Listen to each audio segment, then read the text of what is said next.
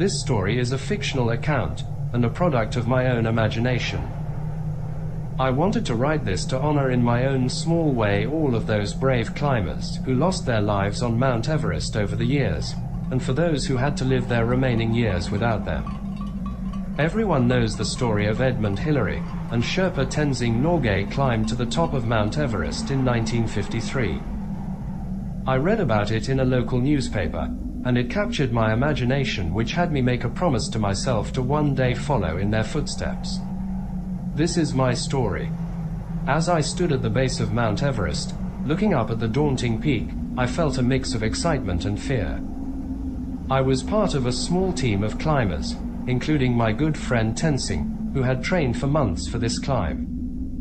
We had come from all corners of the world to attempt this feat, and I knew that the journey ahead would be one of the greatest challenges of my life.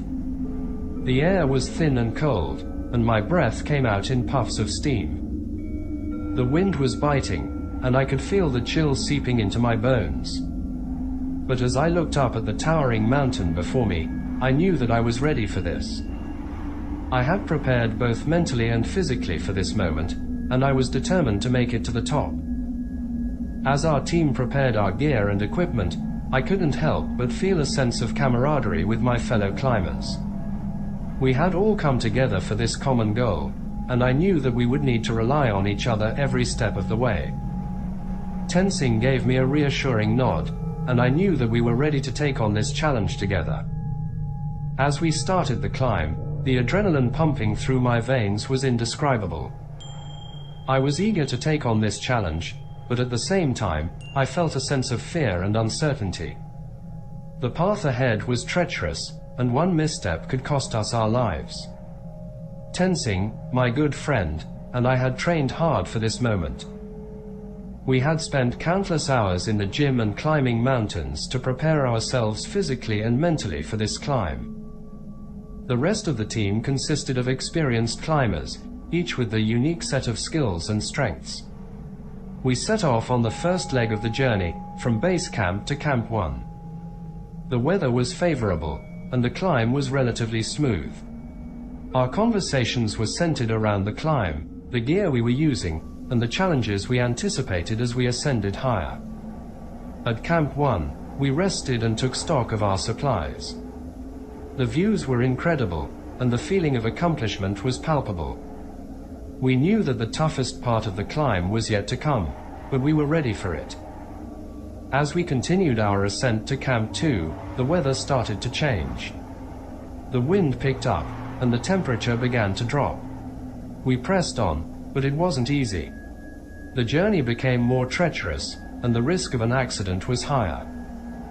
The conversations between the team became more focused on the climb and the weather conditions. At Camp 2, we experienced our first storm. The winds were howling, and the snow was falling thick and fast.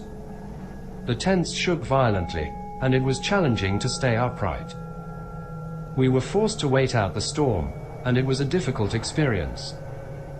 As we sat in our tents, listening to the storm rage outside, we all knew that we were only just getting started.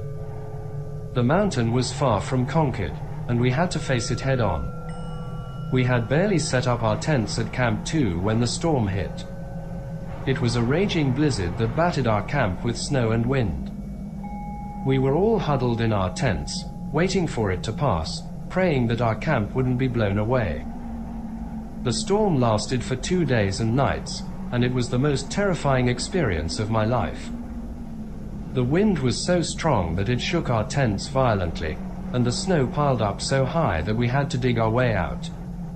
Thankfully, we were all safe, but our equipment had taken a beating. Tenzing's tent had torn, and one of our climbing ropes had snapped. We knew we couldn't continue the climb until we assessed the damage and made repairs. After the storm passed, we decided to head back down to Camp 1 to take a day to rest and recover. We knew we needed to make sure our gear was in good condition before we could continue our ascent. The walk back down was slow and treacherous. The snow had piled up so high that we had to be careful not to slip and fall. It was exhausting work, and we were all grateful to finally reach Camp 1. We spent the next day repairing our gear and resting. It was a much-needed break from the climb, and we all felt refreshed and ready to continue our ascent. As we continued climbing, I couldn't help but think about the dangers that lay ahead. The risks we were taking to summit Mount Everest were massive, but the sense of accomplishment and fulfillment would make it all worth it. Tenzing, my good friend, was leading the way. His vast experience and expertise in mountaineering made me feel safer, and I trusted him with my life. As we made our way to Camp 2, we encountered a few other teams also heading in the same direction. We exchanged pleasantries and wished each other luck. It was comforting to know that we weren't the only ones attempting to conquer the world's tallest mountain. However, I couldn't shake off the feeling that something terrible could happen at any moment. The weather was starting to change, and the winds were picking up. It was becoming increasingly difficult to move forward. I looked over at Tenzing, and he gave me a reassuring smile. It was all the motivation I needed to push through. As we finally reached Camp 2, we were exhausted. The altitude was taking its toll, and we needed to rest. We quickly set up camp and rested for a while. Tenzing and I had a conversation about the challenges we had faced so far and what lay ahead. Tenzing reminded me that we were only halfway there and that the most difficult part of the climb was yet to come. I felt a lump form in my throat as I thought about what was waiting for us. But we had come too far to turn back now. So, we rested and prepared ourselves for the next leg of our journey, Camp 3. One of our teammates woke up feeling ill, so we decided to stay at Camp 2 for one more day to allow him to rest and recover. We spent the day chatting and resting, taking in the breathtaking view of the surrounding Himalayan peaks. Tenzing and I talked about the challenges we had faced so far and how proud we were of our progress. We also discussed the other teams on the mountain and their progress. One team had already made it to the summit, but we heard that they had to turn back due to equipment failure. It was a stark reminder of the dangers of this mountain and the importance of being well prepared. During the day, we also got to know our fellow climbers better. There was Edgar, a software engineer from Nova Scotia, and Maria, a doctor from Poland. We shared stories and learned about each other's lives back home. It was nice to have some friendly conversation and take a break from the grueling climb. But despite the rest and relaxation, we knew that we still had a long way to go. Tomorrow, we would start the climb to Camp 3, which would take us even closer to the summit.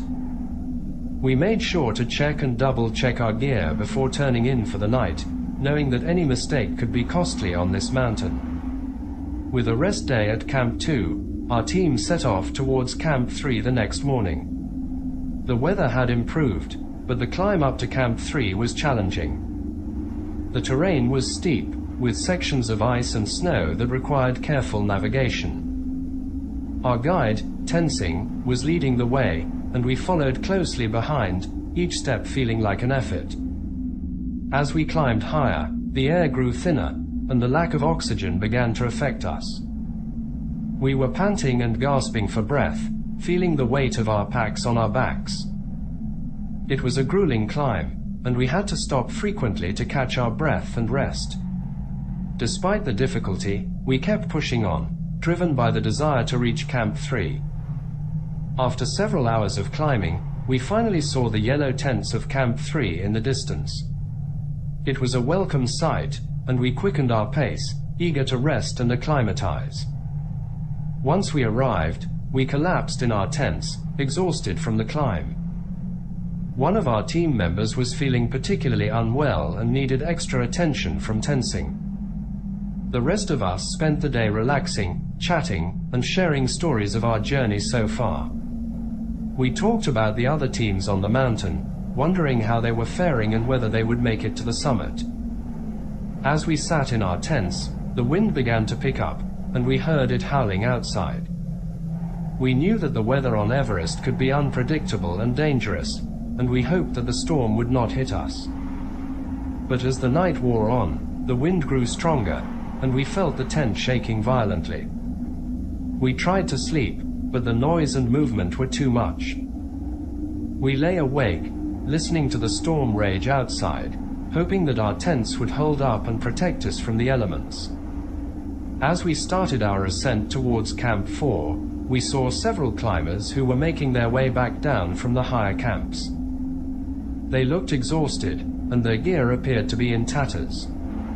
Tenzing and I looked at each other, our eyes filled with concern. We knew we had to push ourselves harder, but we also needed to be mindful of our limits.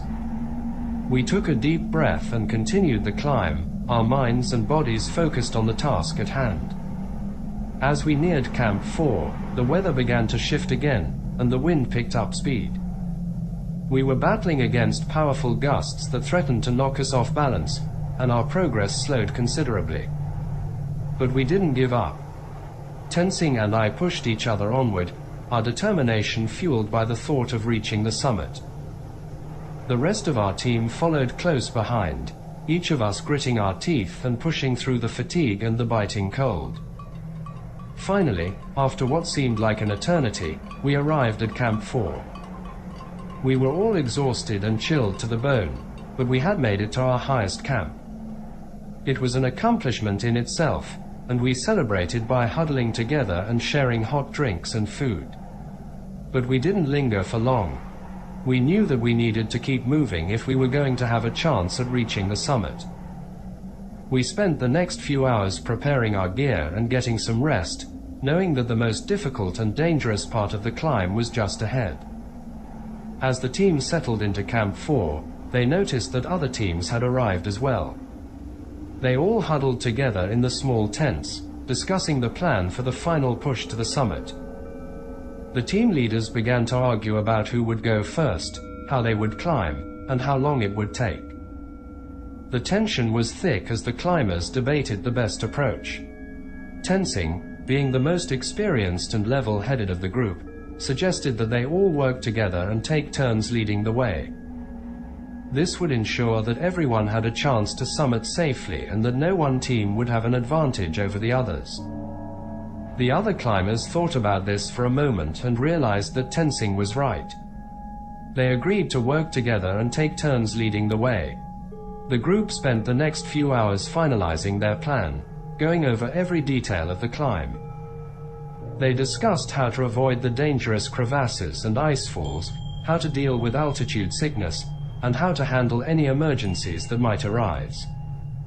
As they talked, the climbers began to bond, sharing stories about their past climbs and their reasons for wanting to reach the summit. They laughed and joked, grateful for the chance to relax and connect with one another before the grueling climb ahead.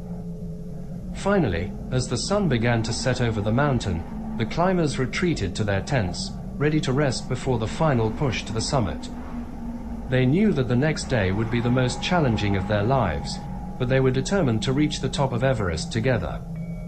The team woke up at 4 a.m. on May 10th, feeling restless yet determined to reach the summit. As they prepare their gear, they can hear the sounds of other teams moving about and getting ready to climb. As I left our tent, I noticed that other climbers from other teams were already on their way for their summit push, while others were still making final preparations. The sky is clear, and the stars twinkle brightly in the dark sky. It's a sight to behold, and it fills the climbers with a sense of wonder and awe. They can see the silhouettes of the other teams moving in the darkness, like tiny ants making their way up the mountain. Despite the excitement of the moment, there's an air of nervousness among the climbers. They know that the summit push is going to be a grueling and dangerous climb, and the stakes are high. They try to focus on their breathing and their movements, readying themselves for the climb ahead. As our team began to set out from Camp 4, we noticed that some teams have decided to turn back due to exhaustion or other issues. The climbers who are still pushing forward are determined to reach the summit, no matter what. As they make their way up the steep incline, the climbers can feel the effects of the high altitude taking a toll on their bodies. The air is thin, and every breath is a struggle. But they press on, their eyes fixed on the summit, their determination unwavering. As we set off from Camp 4, the darkness was only broken by the beams of our headlamps and those of the other climbers. The snow was illuminated, creating a magical atmosphere as we made our way up the steep slope towards the summit of Everest. The air was thin, and it was hard to catch our breath, but the adrenaline was pumping through our veins, keeping us going. As we climbed higher, we could see other climbers ahead of us, and we felt a sense of camaraderie with them. We knew we were all here for the same reason, to conquer this mountain and achieve our dreams. We could see their headlamps bobbing up and down as they made their way up the slope, and we knew that we were all in this together. The sky was clear, and the stars were shining brightly, making it easier to see where we were going. It was a beautiful sight, but it was also a reminder of just how high we were and how much we had yet to climb. We knew that we were pushing our limits, but we were determined to reach the summit. As we climbed higher, the snow became deeper, and we had to be careful with our footing. The steep incline was unforgiving, and we had to use all our strength and skill to make it up each step.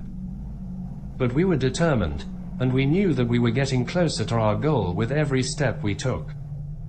As we climbed higher and higher, the air grew thinner and the wind began to pick up.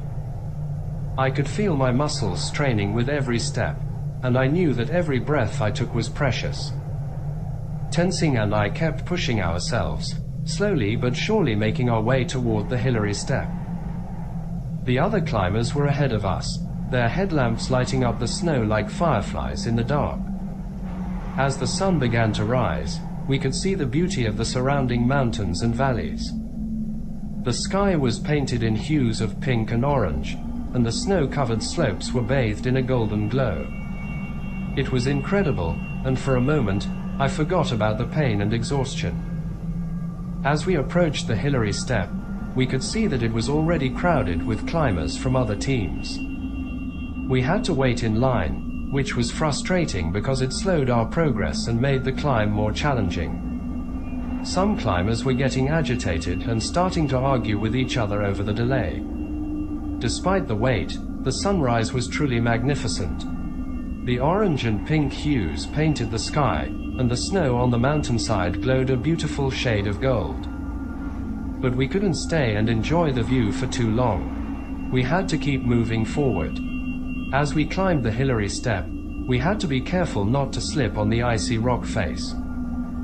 The climb was steep and treacherous, and the narrow ledge was made more perilous by the crowds of climbers.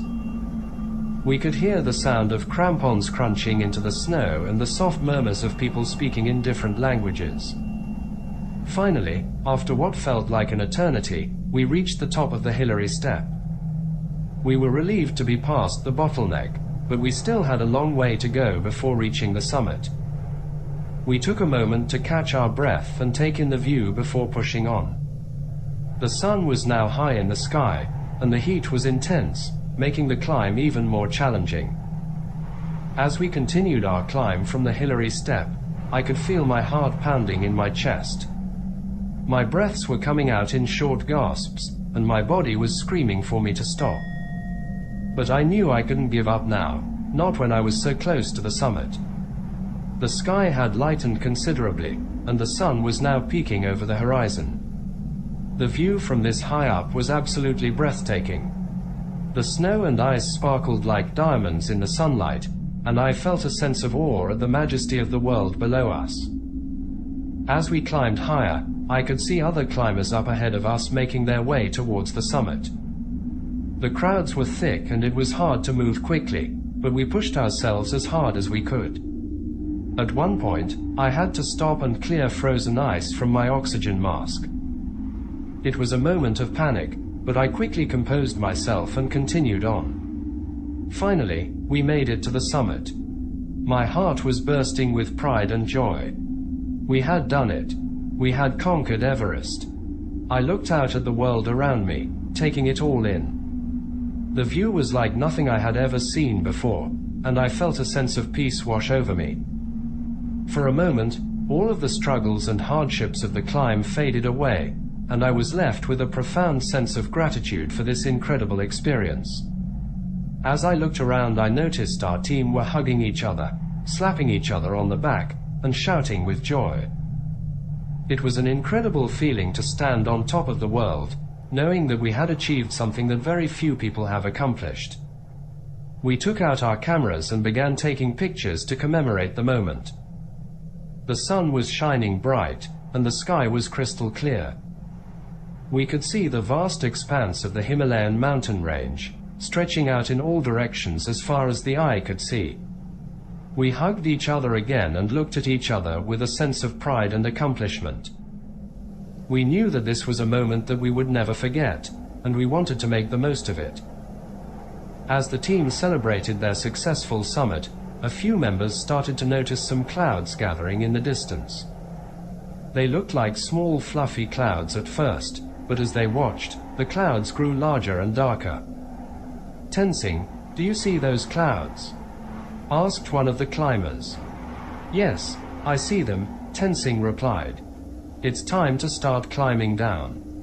The team quickly realized that the weather was starting to turn against them, and they needed to get off the mountain as soon as possible.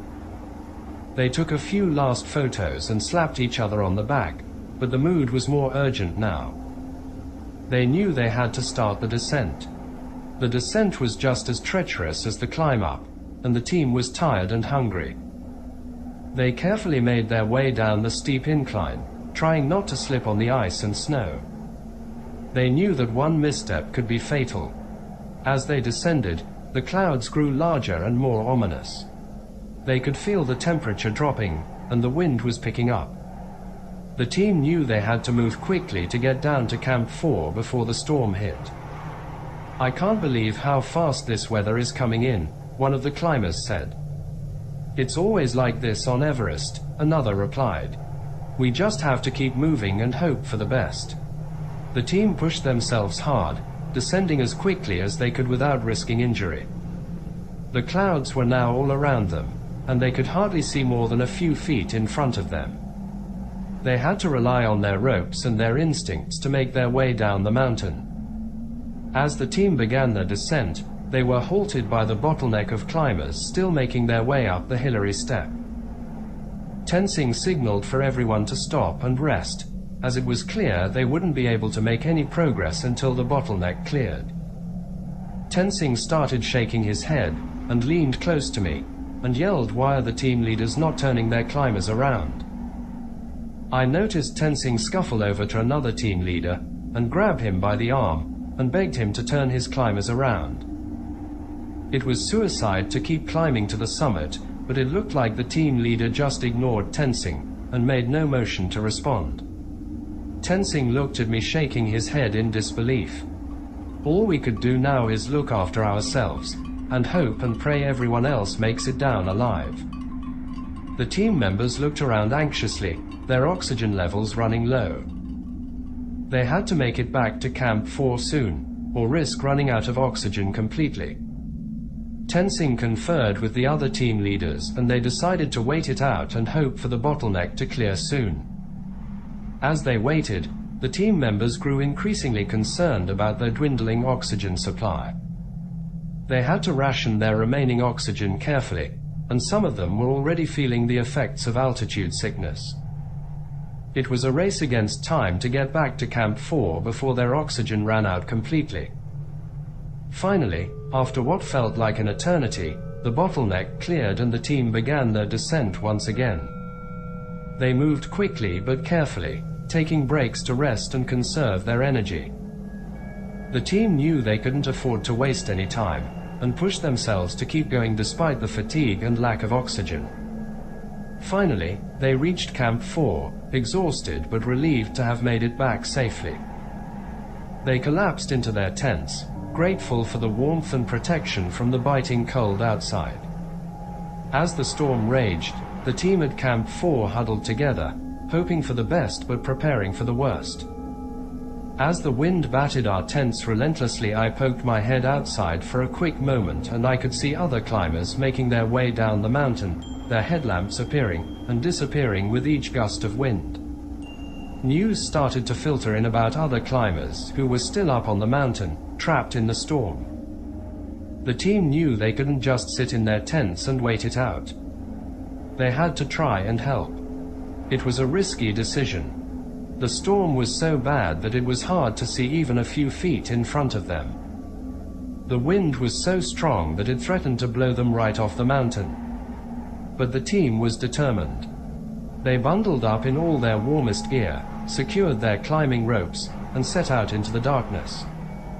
They had to move slowly, cautiously, with one person leading the way and the others following closely behind. It was hard to see anything, and the ground was slick with ice and snow. They had to rely on their climbing experience and instincts to make it through. As they climbed higher, they began to encounter other climbers who were lost and disoriented in the storm. Some had run out of oxygen, others were suffering from hypothermia. The team did everything they could to help, sharing their own supplies and offering words of encouragement. It was a long, grueling night, but eventually they made it to the Hillary Step.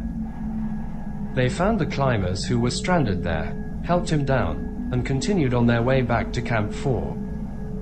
The storm still raged around them, but they pressed on, driven by the desire to help others and make it back to safety themselves.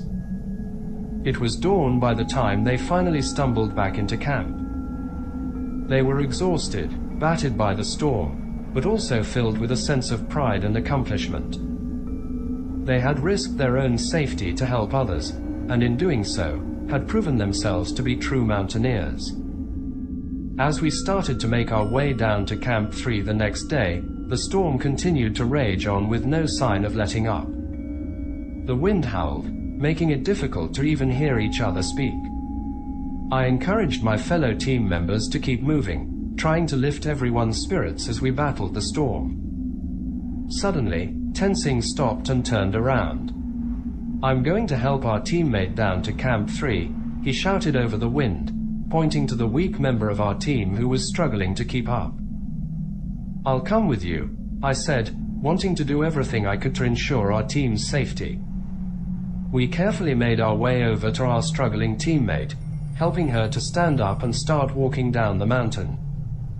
It was slow going, with the wind and snow making it almost impossible to see more than a few feet in front of us. But Tenzing was determined to get our team down to safety. After what felt like hours of walking, we finally made it to Camp 3.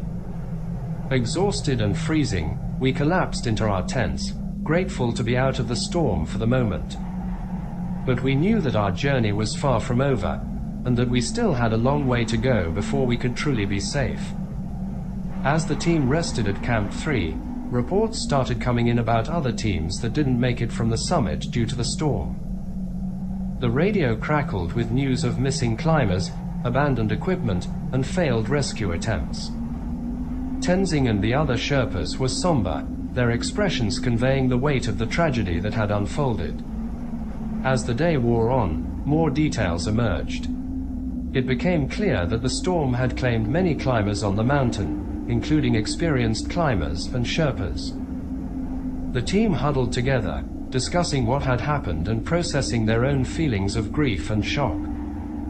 Tenzing decided to not continue to Camp 2 until morning. He knew we were all exhausted, and to continue on could be dangerous. Early the next morning, Tenzing woke everyone up, and we started our descent to Camp 2, carefully navigating the treacherous terrain in the aftermath of the storm. They arrived at Camp 2 exhausted and shaken, but relieved to have made it that far. The team spent the night at Camp 2, catching up on rest and recuperating as best they could.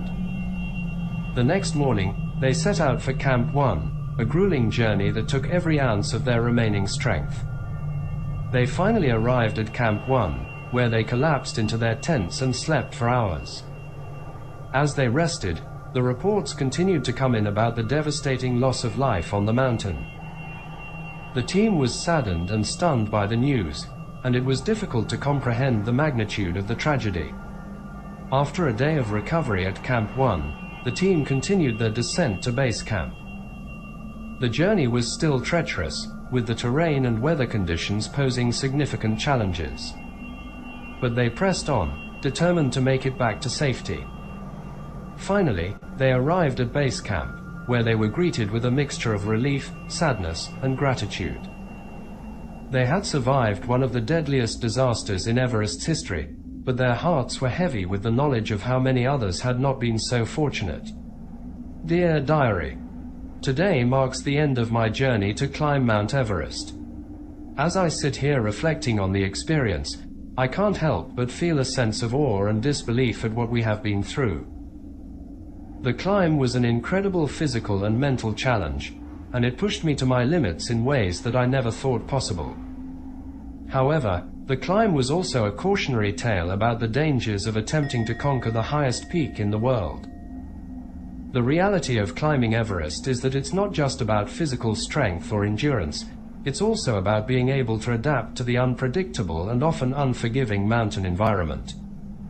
Our team encountered some of the most extreme weather conditions I have ever experienced, and it quickly became apparent that the mountain could not be taken lightly.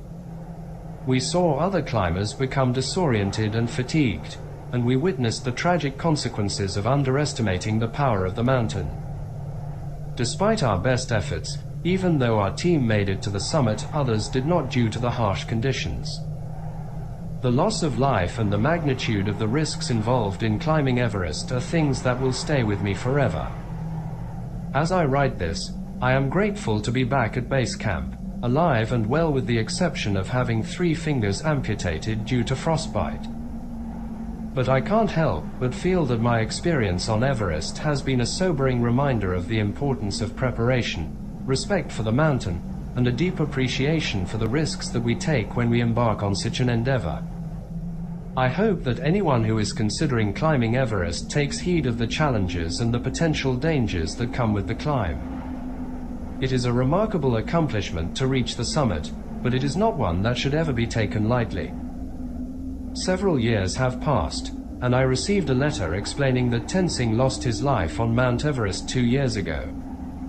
He was guiding another small team up Everest. The details are somewhat sketchy, but the gist of it is Tenzing decided to help other teams get back to safety only to be left behind to pass away alone. Tenzing's body was found a year later. Sincerely, me. Epilogue. The disaster on Mount Everest in 1996 was a tragic event that resulted in the deaths of 8 climbers. The event was chronicled in Jon Krakauer's best-selling book, Into Thin Air, and was also the subject of several documentaries. The disaster occurred during the climbing season in May 1996 when several commercial expeditions were attempting to summit Mount Everest. On May 10th, a sudden storm hit the mountain, catching many climbers off guard and causing a series of accidents and fatalities. Among the climbers who lost their lives were experienced guides, such as Rob Hall and Scott Fisher, as well as clients who had paid tens of thousands of dollars to be part of the expedition. The tragedy was attributed to a combination of factors, including overcrowding on the mountain, inexperienced climbers, and unpredictable weather. The disaster brought attention to the dangers and commercialization of high-altitude mountaineering and spurred changes in the way expeditions are conducted on the mountain. It also highlighted the bravery and sacrifice of the climbers and the importance of teamwork and cooperation in such extreme environments.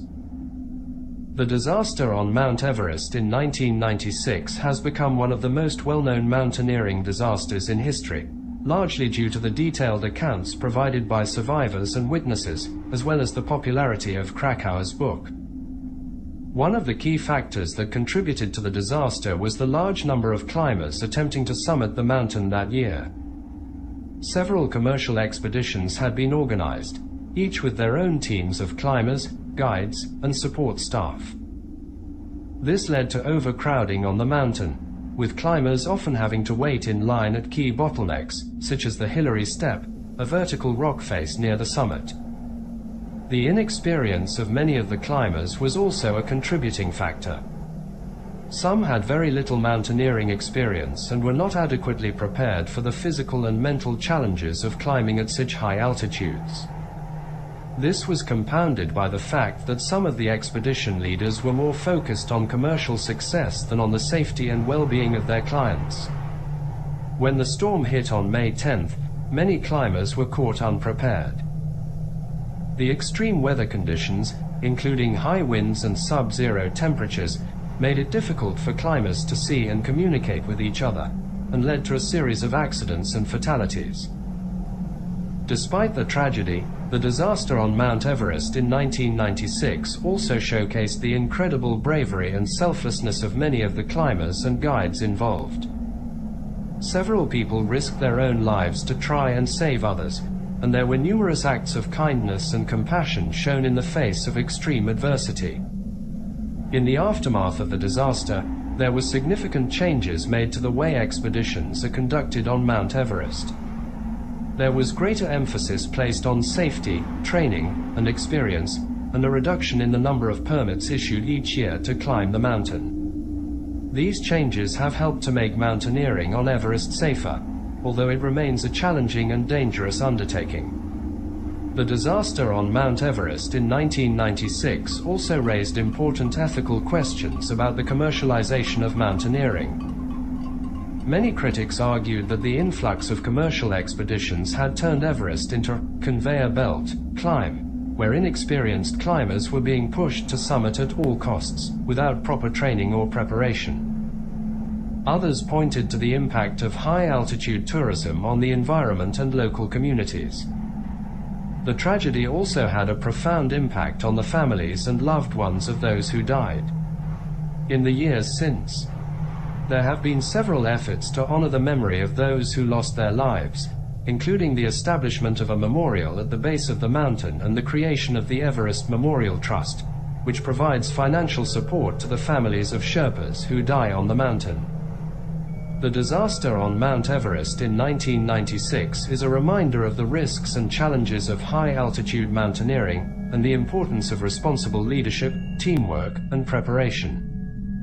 It also highlights the incredible resilience and strength of the human spirit in the face of adversity, and the deep bonds of friendship and camaraderie that can develop in extreme environments.